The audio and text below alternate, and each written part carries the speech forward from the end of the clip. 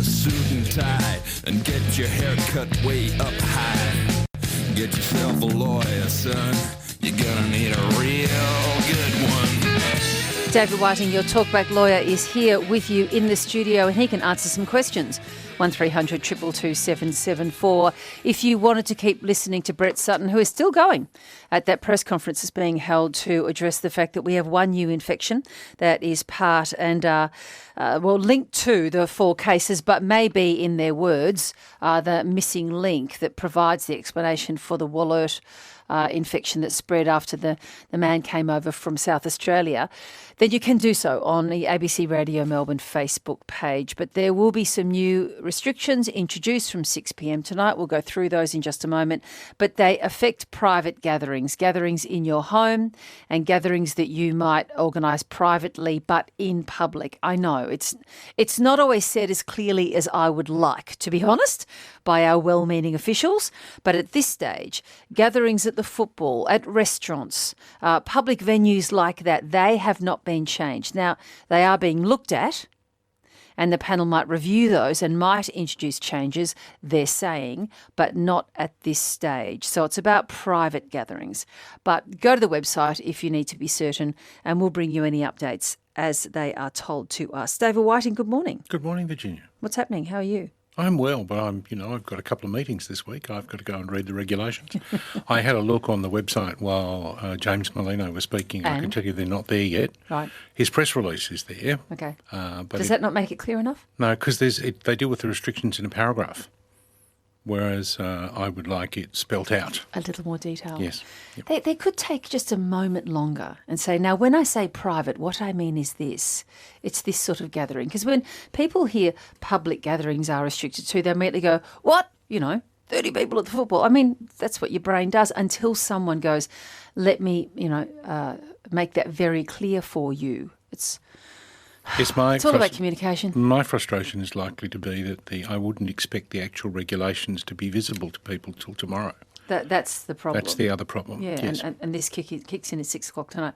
Anyway, we've been through all this. We can handle this, people. Everyone take a breath, it'll be fine. We'll bring you the information as we find it. It will be up on the website eventually. Until then, you may just have to sort of listen to that press conference or indeed ask David Whiting a question. It might distract you from your woes, or at least your other woes. 1300 222 774. What was our homework? Health records, which I referred to as medical records last week. Yes. And should you not have? Well, the correct legislation is the Health Records Act, where they talk about your medical records. How's that? Okay. Nick from Sunshine rang and said, I'm being asked to pay some money for a copy of my medical records because my practice is being sold. Yeah. Kinda. What you need to do is think that the information that's on the records belong to you as the patient. Sorry, I just want to jump in there. Did you say that your expert legal advice was kinda? Yes. Okay. Yes. Go on. I'm sorry, we should be on Triple J, but I can't have everything, all right? Oh, ouch. And he's being mean. Yes, go on. So the records the records themselves belong to the practice that has them, and there are a series of health privacy principles, and one of them talks about what happens when a practice is closed or sold. Mm-hmm. So if a practice is closed, then if the practice is sold and the records are retained by the practitioner, then the practitioner has to abide by the privacy principles until such time as the records are no longer in his possession. Mm-hmm. So if I was a doctor and I was a medical practitioner, I was closing my practice, I could sell the records. I could take them with me to another practice. I could hand them over to you, or with your instructions, I could destroy them. So there's a series of the Health Services Commissioner has issued guidelines as to what happens when a practice closes and what happens when a health provider dies. Right. And there's provisions in relation to advertisements. But as far as Nick was concerned, there's a fees to access health record information. There are a series of charges that are allowed to be provided, but they essentially relate to the provision of the paperwork and not an explanation that you might want at the same time. All right. So he can't be charged? Yes, he can be charged for the paper. He can't be. There were a couple of cases that ran in VCAT over whether or not the practice could require you to engage an appointment with a medical practitioner, that is to pay a fee in order to sit with the doctor to have your records explained to you. Can't be required to do that, but there is a fee structure for asking for the paperwork. All right. So a supervisor, and you have the right to inspect, and you have the right to have copies. Okay, I don't want to sound like a broken record, but I mean, it's just the paperwork. You're not actually, paying for A doctor to watch you consume them, no. Yeah, exactly. Yes. Yes. I mean, it can't be that expensive. It really is just the administrative fee of printing them out, rather than the value of the document is what I'm reaching for here. Oh, yeah. Look, if you just want copies and you ask for copies, then you pay per page. That's right. If you want to sit there and read them, then the answer is you pay for someone to supervise you doing it. Okay. Adam in Dandenong gets to go first today. Adam, good morning. How can we help you? Good morning, guys. I hope it's all good. I rang last week, but I ran out of time because before the news. I just wanted to ask David, I built a good relationship with my neighbour, and he promised me he had money in the trust account, so he was going to lend me some money to buy a property. Yes? So he came out with me to the inspection, and we looked for houses. We found one house, and we liked it, so I put a deposit on $40,000 for deposit, but subject to no finance, because he promised me and myself and the agent and everyone else that he was going to lend me the money. He would come through with the money, yes? Exactly. So what happened is we waited 3 months settlement.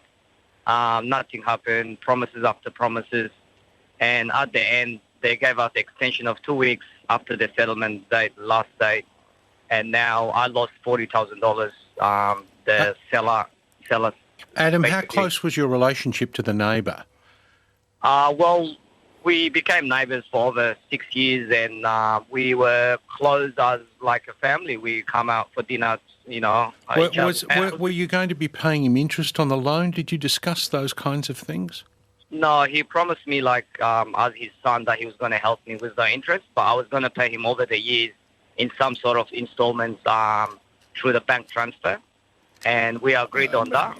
Adam, you have a reasonable case. The first question you would need to ask is whether or not there was ever an intention to create legal relationships. Was there intended to be if you like, a contract between you, or was it an agreement of the kind where, where you promise your children you'll pick them up from the shop or the football after the game? So my view would be, yes, you do have a claim against your neighbour, and the claim against your neighbour would be the value of the deposit that you lost. Okay. All right. Okay. Yep. Good luck. No worries. Thank you. With bringing that claim. Anthony's called in from Mornington with a water-based question. Hi, Anthony. Good morning. I'll start with a question. They say they are exempt. My question is, what law... No. Who's... Start again, Anthony. Who's they? Okay. My local beach has marker posts 200 metres out to sea that define a no boating, swim-only zone. Yep. The local life-saving club, who do a great job, conduct powerboat rescue training each Sunday in the swim-only zone. Out of pure self-interest, to atone for my sins, I swim every day of the year. Yep. Yes. Even on hot days when there are young kids on the beach, they still run speedboat training in the swim-only zone. Yep. When I confront them or ask them, they at sea or on land, they claim they are exempt. My question is, on what basis would they be exempt, and how would I overturn it? Yeah. What do you got, David? Overturn the exemption? Yeah. Well, yeah. If it turns out they are exempt. I mean, my view is that they will be... To me, the question is the training, right? Now, my view is that they will be exempt if they are performing a rescue. Yep, understand. Right? But the legislation will probably be in a boating act or a water act. I couldn't find it when I Googled it. That's why. All right. Well, then, Anthony, I've now got some homework. Next week I'll tell you chapter and verse. Okay. My point is that Victoria Police do not conduct live firearm training in Burke Street, nor should Lifesaving Victoria conduct powerboat training in No, swim-only I zone. accept your rhetorical flourish there at the end, Anthony, and that's lovely, but we'll leave it to the question. Fair point. It's all going to come down to what the law actually says, and that's Yes. homework. Yeah. Anthony, do tune in next week and we'll have an answer for you. Riley's called in from Upway. What's going on, Riley? Yeah, hey guys. My partner and I bought a house a few years ago, and that was freshly renovated by the previous owner, who had it for about 3 years before us. And we've recently discovered just mould and structural defects, and it's almost unlivable at the stage that it's in now. The only proof that I really have is the real estate photos from before and after he had purchased it. Yes. Like, he's got no permit to do any of the work. There was a building inspection report provided, but that showed no defects at all. So he's actually then applied. Well, I think you're in a reasonably good. So what he's done, he's registered as an owner builder, and he's got a defects report. So if you are an owner builder, then I think Section 137B of the Building Act says that you get a report that goes through the work and works out if there is a known defect, then you don't get insurance for the known defect, but you should get insurance for everything else. So if you've got the building report, there should also be insurance that came with it. Yes, but as far as I'm aware, that was only for part of it, was it? Yeah, he did go own a builder, but only for a small decking that he did. Yes. But everything else that's underneath the house was covered up and inaccessible, like no drainage. You don't have the benefit of the Australian consumer law because you're not buying from someone. Sorry, unless you can prove that he's done this a number of times, in which case you then argue that he was in the business of renovating and on-selling. Then you've got Australian consumer law protections, but failing that, it would be like you bought a property from Virginia or me. Right? So you don't get those protections. Your difficulties going, well, if he's done the work and done it badly, then my view is you have a claim against him. But I have problems with it. You'd need someone to actually work out exactly what the work was done and then take it from there. But I've got difficulties unless you can prove he does this on a regular basis. That sounds very difficult to do, yeah. Well, you might find out where he lived before he moved to this property if you can. Yeah, could try. And do a title search on that one. But if he's come along and he's done the work, then yes, you could have a go, but you'd need to be able to prove that the work was done. So perhaps talk to the owner before the one you bought from and go through the state of various parts of the house at the time he bought it. Well, we certainly have photographs of before he purchased it. I want you can do a thing called a historic title search. Historic title, yep. And it will give you the details of the owner who owned the property before he did. Okay. And you're then I would actually go and interview them and work out all of the things that you're concerned about and see if they can provide you with information as to what it was like when they sold. Okay. Good luck. I can start there. Thank All you. right, well, we hope that's helpful, Riley. Thanks so much for calling in. Peter's called in from the Otways. What's happened to you, Peter? I'm a medicinal cannabis user, and I'm having trouble in relation to driving and so forth with it. I was picked up one day, and that was fine. I charged with driving under the influence. I was allowed to drive home and so forth. Anyway, I was going into town one day, and I got picked up.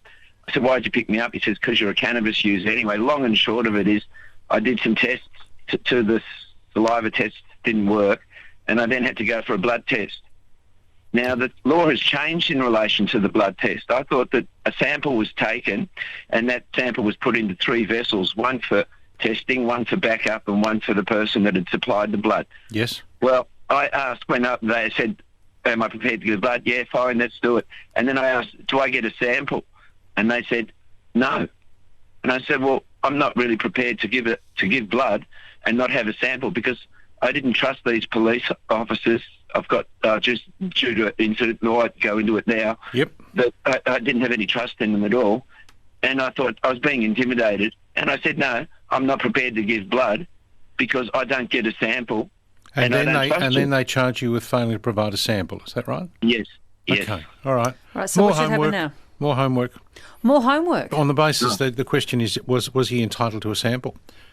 Right? Yes. And if there was a refusal to provide a sample, that might be grounds for refusing to provide a sample. Exactly, David. Thank you. All right. All right. You'll Thank you have so to... much. I'm going to be David, busy Virginia. over the next week, Yeah, Peter. Peter, Thank you. you've and others, you've made a very, very busy week for David, and he doesn't get to, bill us for this either, which means I'm going to have to take him out to lunch somewhere very expensive in the next few months in order to make up for it, right? And I know where you lawyers eat, The top end of town, right? Absolutely. Absolutely. All the time. Anne in Keysborough, good morning. How can we help? Oh, good morning. Thanks for taking my call. I have a concern that my brother, who is overseas in the UK, has now had to have an executor and a power of attorney appointed, as he doesn't have a will and he is totally disabled, incapacitated. The rest of the siblings have been advised, and I haven't been, and they've told me I don't have to be advised because I'm over 12 years out of the country. But I do have a sister in another country, and she's been advised, and she's been out of the country for 50 years. So what were you trying to work out, Anne? That all the siblings should be notified as to who is appointed to make his decisions now. He's entitled, or there is a thing called, I think it's called the Court of Protection in the UK. Yes, that was the decision. And they are the people who, determine that they approve the appointments, and it's really up to the Court of Protection and your brother to determine those issues. You don't have a right to know. No, my brother can't make any decisions at all. He had a massive stroke, and it's like concrete in the artery of his brain. Okay. The last 18 months. Then the Court of Protection is not required to tell you. What you might choose to do is right to see if an application of that kind was being made in Victoria, then VCAT would want to know everybody who had an interest. Yeah. And that would include, if you were in the UK, it would include you. Yeah. The letter might take forever to get there, but that's a different question. But so why would you not to write to the Court of Protection and tell them that you retain an interest and would like to be kept informed? Well, I only just found out about this, you see. No, I understand. I'm saying you don't have the right to know. Oh, that's okay then. You may have the desire to know, and I would do that by going to the Court of Protection and asking for to be kept in the loop. Okay. Well, thank you very much. I appreciate that. No worries, Anne. I'm glad we could be of help. Thanks so much. Now, I wanted to speak to Henry in Mulgrave because it's a little confusing here on text. Henry, what's the issue? Hello. I'm inquiring about if I take a case to the magistrate's court and make a claim for a certain amount, can the judge change the amount? The judge doesn't change the amount, but the judge may give you an award for an amount that's different from the one you claimed. Well, that's what I want to know, yes. Right, so let's say, for example, you sue me for $10,000 and the magistrate listens to what you say and he's satisfied that I owe you $8,000, not $10,000, then the magistrate would enter judgment against me in your favour for the $8,000 plus costs, not for the $10,000 that you've claimed. Are you concerned, Henry, because you only want to go to court if you end up with a certain amount that you think you deserve? Well, no, I just you have to put an amount on your claim. Yes. So I didn't know whether I should go on the low side or. No, is this an action for damages or an action for breach of contract? What's it for? I called about this a few months ago about suing the council because they didn't take any action about a neighbour's very noisy air conditioner. Then you're not actually seeking a monetary amount, are you? Yes, I am. Oh, okay. And what, in the nature of damages? I beg pardon? You're seeking damages, are you? So you're not seeking council, like a lot. Yes, I'm. You know, I've had to put up with this noise for so long, council. It's your fault. Well, yeah, because they came out, they took measurements. They said there's a noise, but it's not a nuisance, which it is. So. Wouldn't you be better off suing the neighbour? Yeah, that's what you said last time. Yes, but look, I mean, the council. Well, you got to take the advice the first time round, Henry. So, look, Henry, why would This you is very not? expensive advice. I mean, if you let's assume that you get an action up for damages against the council, that still doesn't mean the council's going to stop the noise. If you're successful, the council will have to write you a cheque. They can order the neighbour to change the machine. Yes, but they haven't. So No, I would be coming along, Henry. Well, I understand that. I would be having a go at the neighbour rather than the council. Henry, good luck, and I think that was the advice the first time around, so I don't think David's going to change his mind. Peter in Dandenong, what's going on? Good morning. Look, I've got a problem. I restore old cars. I've got a car here that's unfinished in my shop. The owner's owed me money since October 18 months ago. He doesn't respond to any requests to pay. Last March he said, I can't pay you till COVID's over.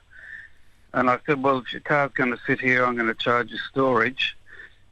Still heard nothing from him. How much does he owe you? What's the car worth and how much are you owed, Peter? I'm owed, well, for the work done is about $10,000. Yes. The car in the state it's in now is probably worth about $5. And how much will it be worth when you're finished? $25, if he's lucky. And how much is it going to cost you in terms of time and effort to get it finished? Probably another 15 or something like that. Well, so it's line ball from your point of view. Very line ball, yeah. Right. Have a look at the Australian Consumer Law and Fair Trading Act. It has a series of provisions relating to the disposal of unclaimed goods. I've got problems there. And what are your problems there, Peter? One, I don't have his home address. I only know where he works. Yes. And the second one is that the vehicle has no identification numbers on it, which... So it doesn't have a VIN or anything? Hasn't got a VIN, hasn't got an engine number. The original ID plate's missing. Oh, the red flags are everywhere here. How old is the vehicle, Peter? 1947. Oh, okay. Oh, dear me. Presumably we had VINs back then, did we? I don't know. Yeah, look, it should have had an ID tag on it, but it's missing.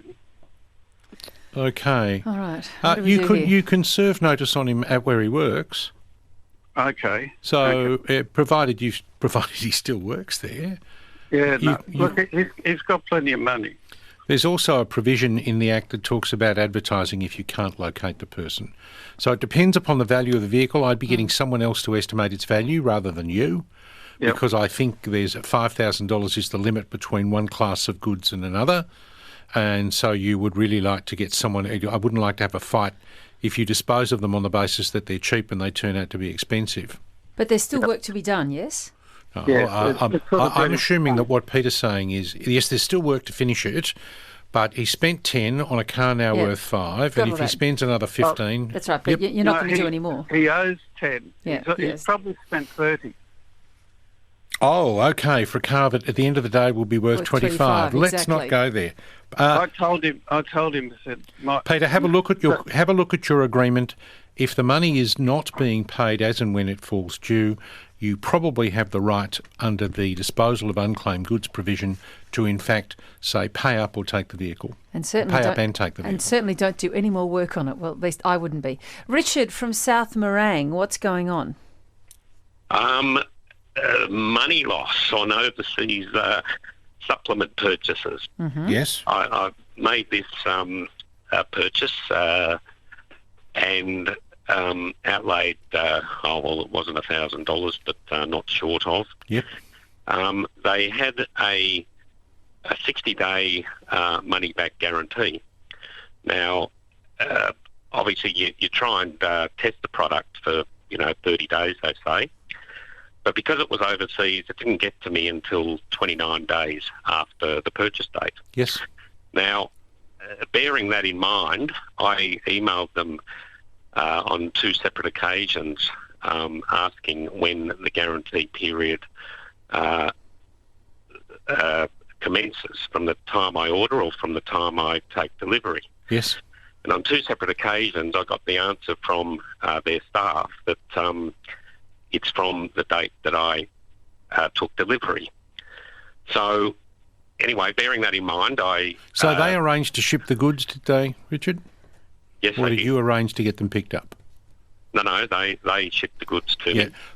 My difficulty, Richard, is that... and you could even go to VCAT because the goods would be delivered in Victoria. Yeah. My difficulty then becomes how do you enforce an order of that kind in another country? That, to me, is your big problem. No, that's exactly right. Yep. They keep referring back to their terms and conditions and on... Well, your problem in Richard is that you read the terms and conditions after you'd bought and paid for the goods. Yes, but I got advice from their employees that the Richard, even if you're right, Okay, and I'm very happy to agree that you're right.